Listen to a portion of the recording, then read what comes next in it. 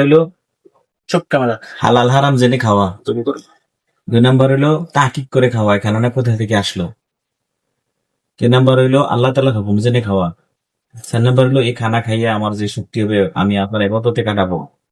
আল্লাহ পাক কোরআনে বলছে আমি মানুষকে ইবাদত করার জন্য পাঠাইছি। ইবাদত করতে হলে তো খাইতে হইব, এই জন্য এটা ফরজ।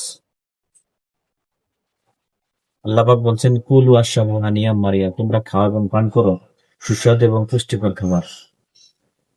কম খাও ভালো খাও। আল্লাহ কি খালি খাইতেই বলছে না খাওয়াইতেও বলছে? তোমরা খাও, খালি সবাই না, তোমরা খাও এবং পান করো সুস্বাদু এবং পুষ্টিকর খাবার। ঠিক আছে, যে কইতো তুমি খাও, তাইলে আমার হয়ে যেত। তো বলছে তোমরা, আমিও খাইতেব, আমার আহাল যারা আছে, আমার ফ্রেন্ড সার্কেল যারা আছে তাদেরকেও খাওয়াইতে হইব। কে খাওয়াইবো? হুম? কে খাওয়াইবো? যে যার জিম্মায় আছে তাদেরকে। আমি আমার জিম্মে আছি। কথা দেরা বলে তো আর খাওয়ার সময় কেমনে বসে খাই দাও দেখাই দাও। খাওয়ার তরিকা, বসার আদব হইলো 3টা তরিকা আছে। প্রথম হইলো এভাবে বসে খাওয়া হইলো সবচেয়ে বড় সুন্নত।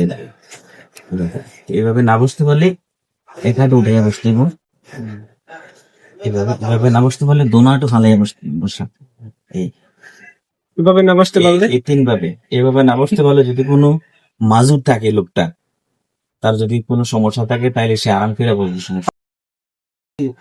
কোমরে যদি সমস্যা থাকে, পায়ের মোড়াতে যদি সমস্যা থাকে, তাহলে এখন যেভাবে আরাম লাগে এভাবে বুঝবো।